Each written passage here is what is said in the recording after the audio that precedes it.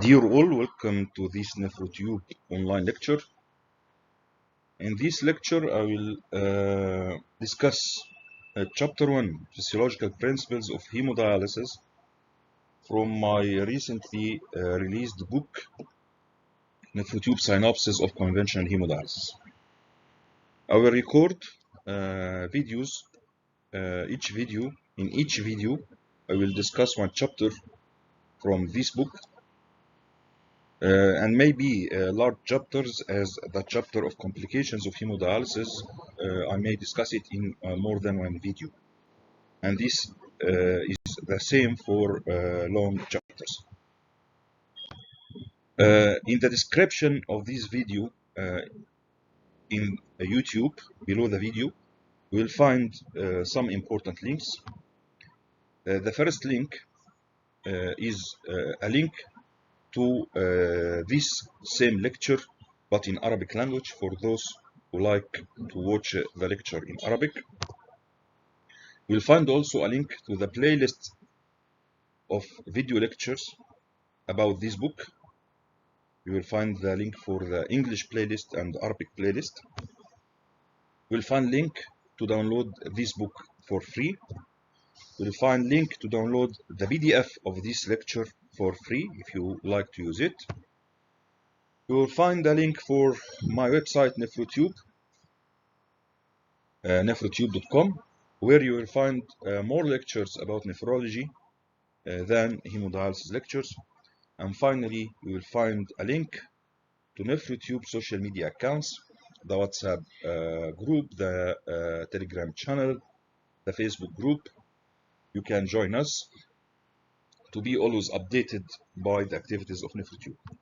And finally, it's better to subscribe to our channel and to make the notifications on from our channel, so you will be notified once we upload new lectures. Starting as an introduction, as we all know that hemodialysis, which is one of the replacement therapies that can be used in renal failure, beside peritoneal dialysis and kidney transplantation. In hemodialysis, we use a dialyzer or a filter where the blood of the patient is exposed to another solution, which is called the dialysate. And we will talk about dialysate in details in one of our lectures. The dialysate and blood are separated from each other within the filter or within the dialyzer by a semi-permeable membrane. Water and solutes can move through this membrane from the blood compartment to the dialysate and the opposite. And usually the molecules that move through the semi-permeable membrane are of low and medium molecular weight. And this depends on the size of the pores and the dialyzer flux. And this we will discuss in detail in chapter 5. So generally, dialysis is the exposure of the blood to the dialysate through a semi-permeable membrane.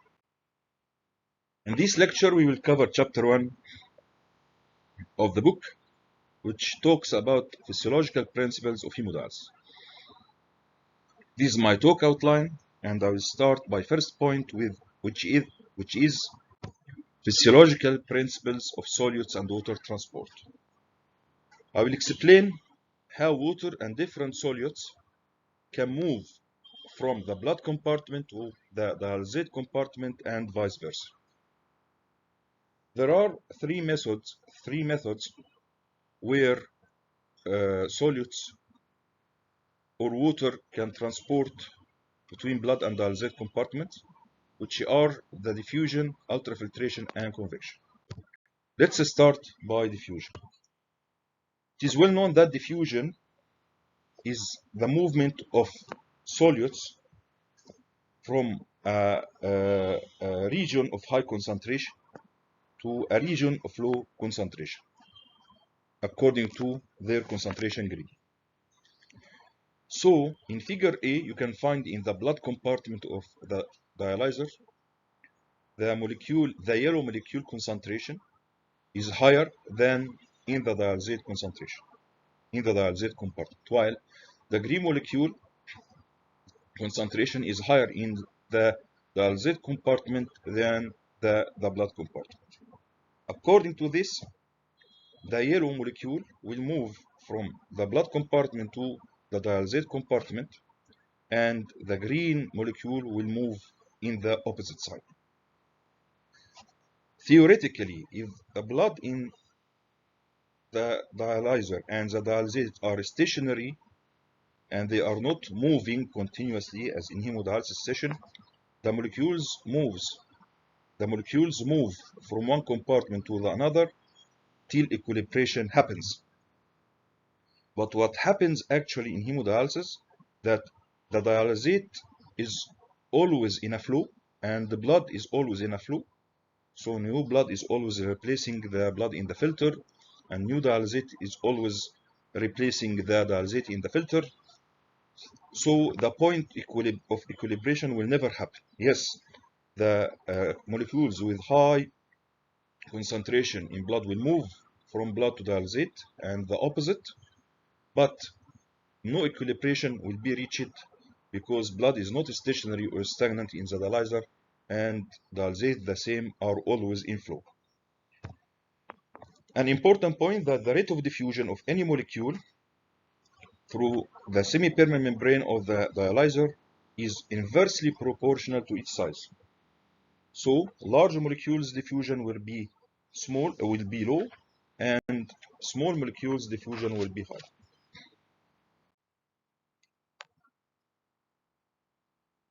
Dialysate that we will discuss later, dialysate fluid, contains no creatinine or urea, and the blood of the patient contains high creatinine and high urea before dialysis.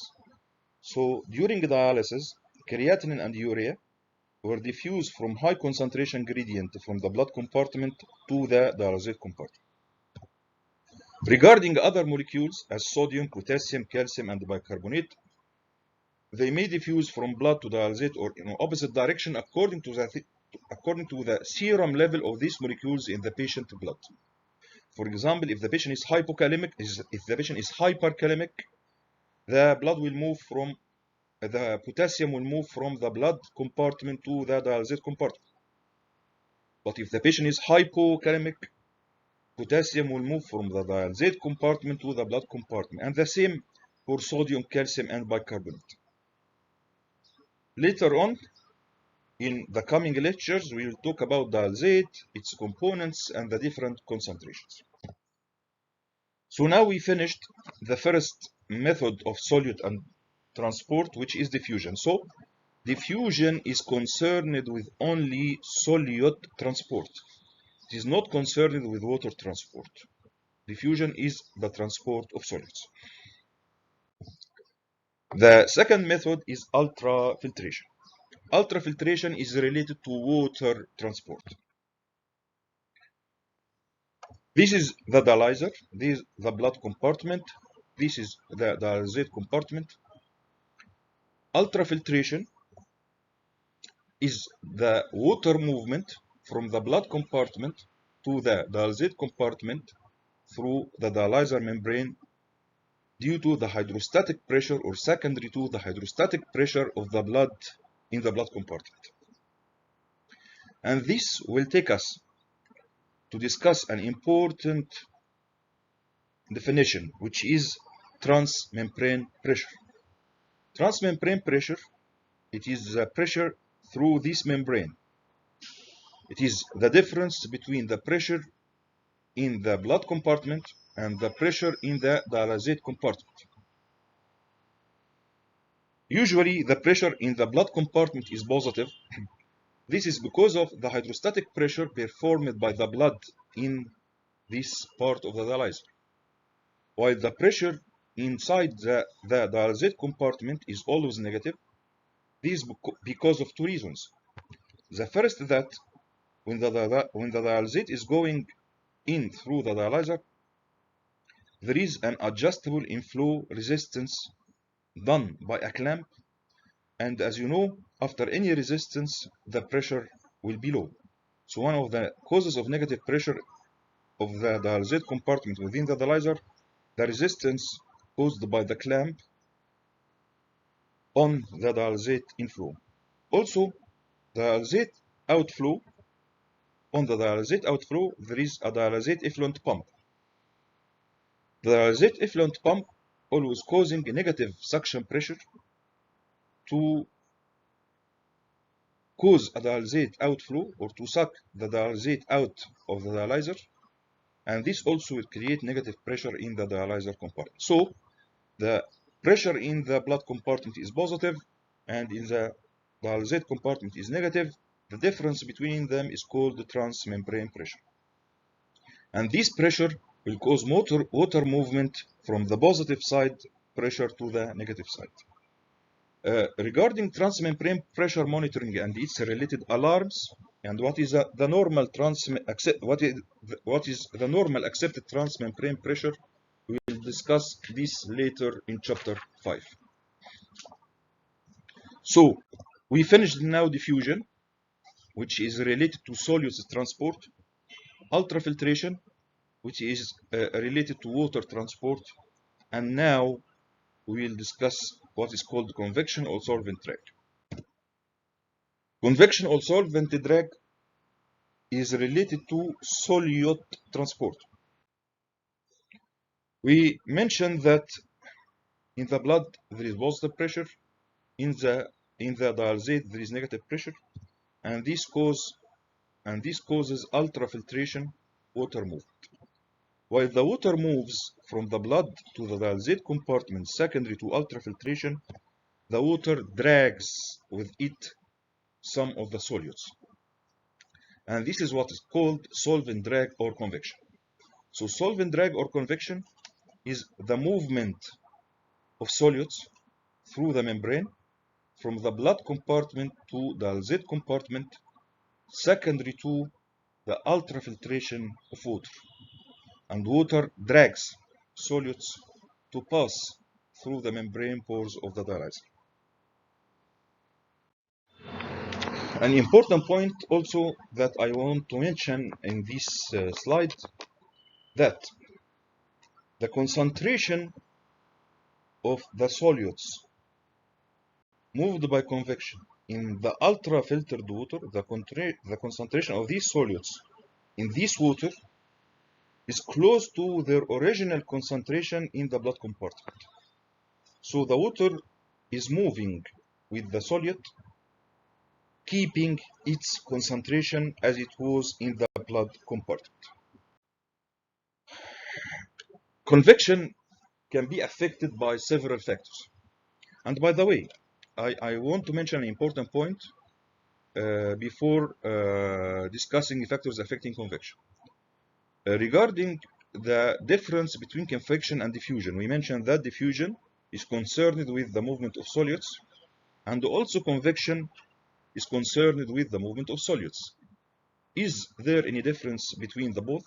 The answer is yes. Convection is the most important method for removal of medium-sized molecules during dialysis, as the most famous one is beta-2 microglobulin, which molecular weight is near to 12,000 Dalton. Exactly, it is 11,818 Dalton.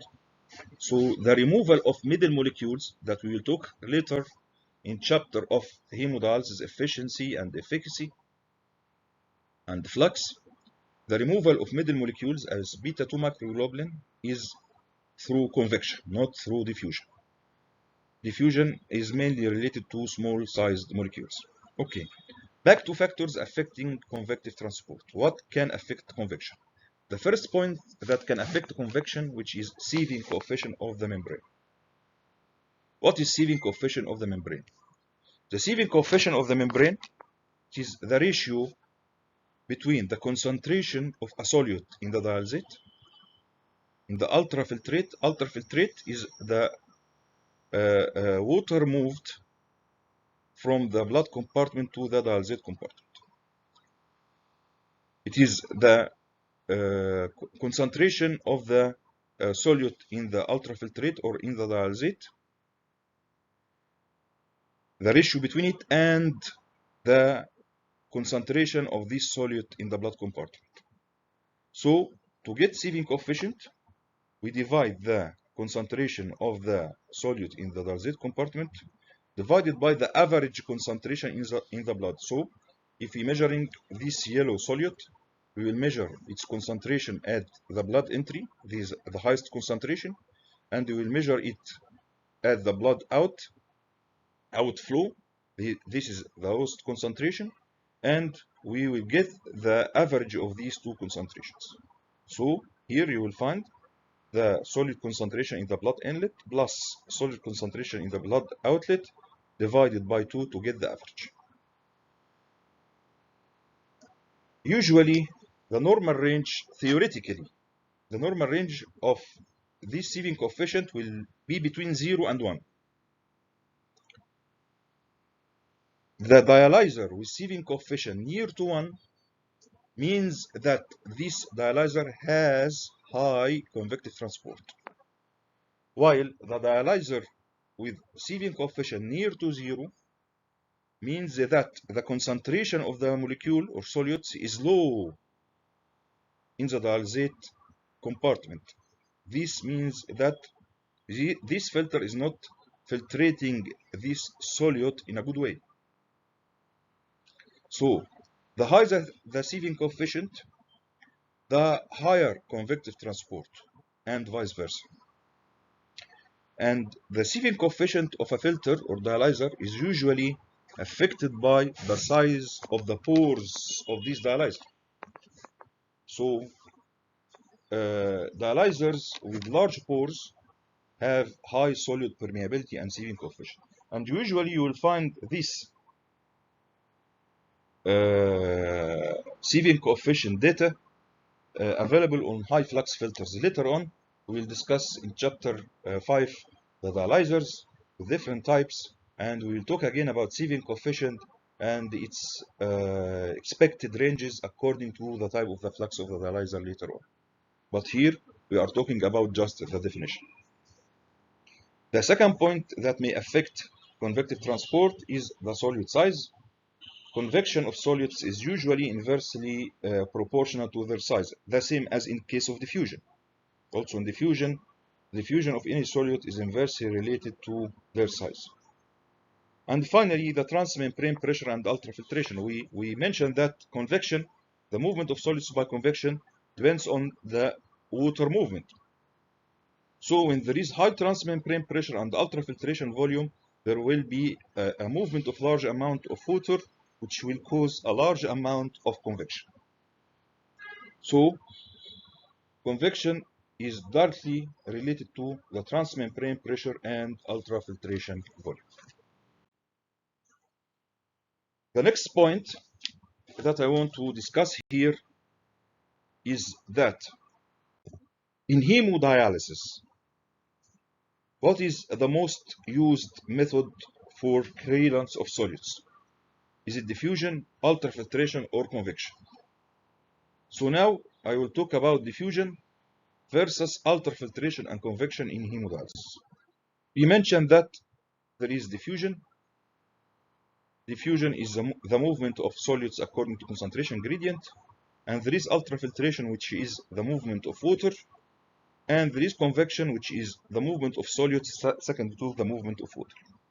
In hemodialysis, diffusion is the predominant method of solid clearance. The ultrafiltration in hemodialysis is very small.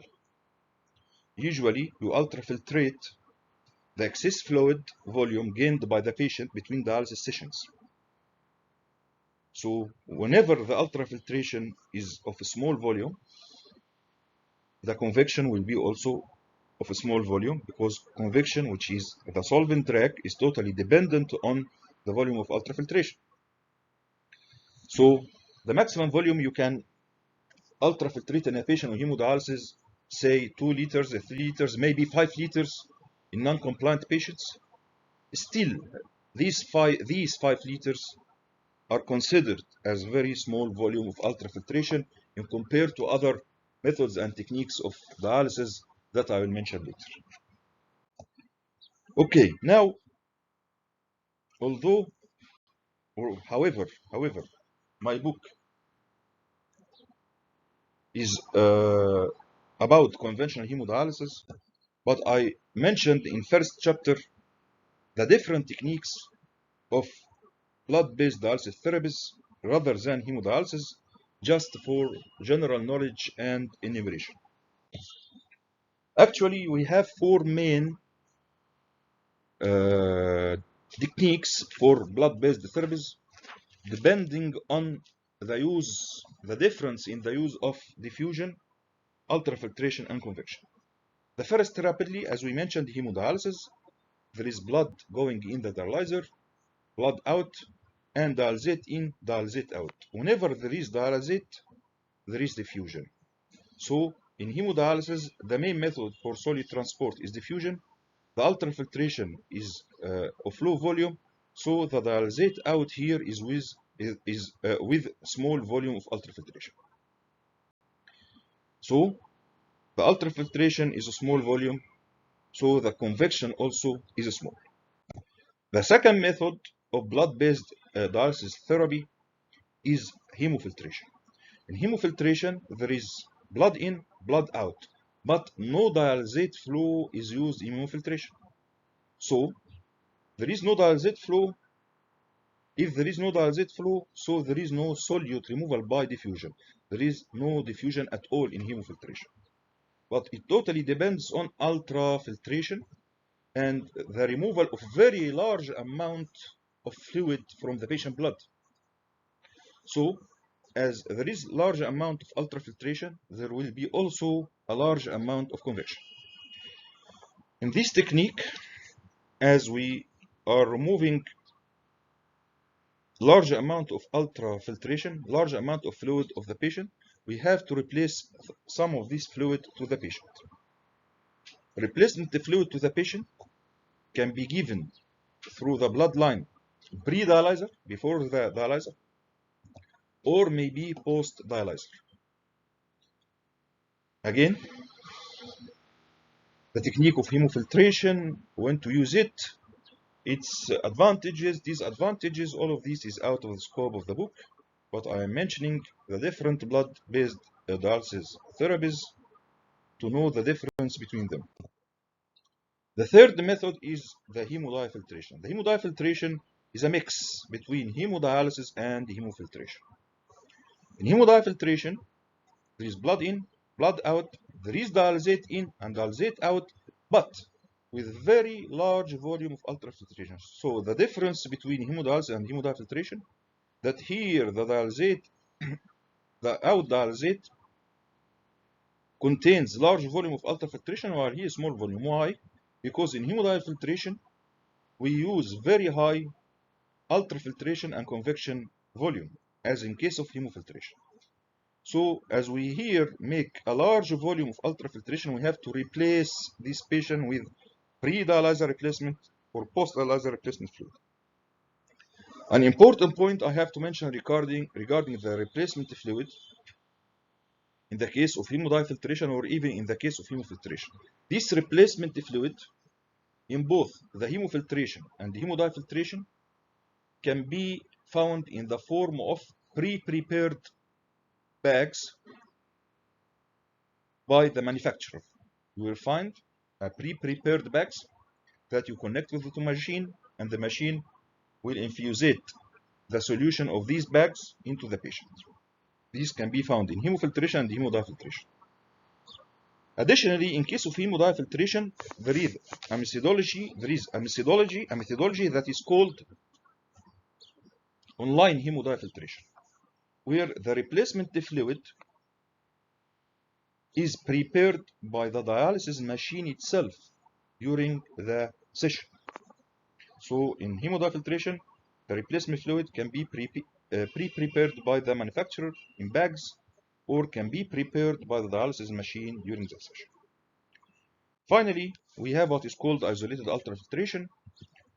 It is usually the same as hemofiltration, blood in, blood out, no dialysate, but the difference here in isolated ultrafiltration, there is a very slow rate of ultrafiltration out, but in hemofiltration we have a very large amount of ultrafiltration. So, to collect the differences between the four techniques, in hemodialysis, diffusion is the main method.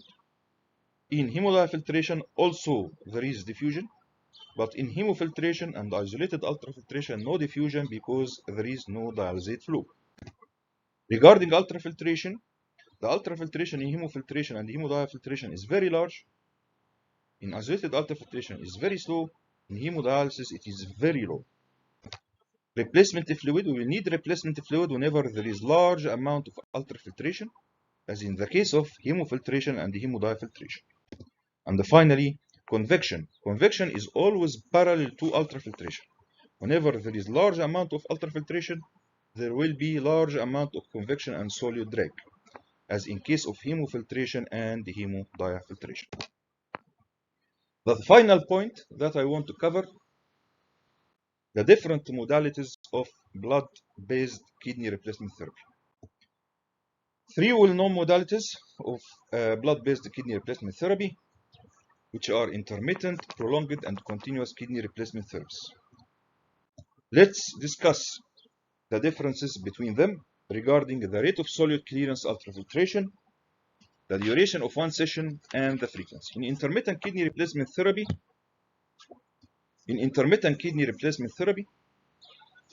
usually there is rapid solute clearance and ultrafiltration because the session is short.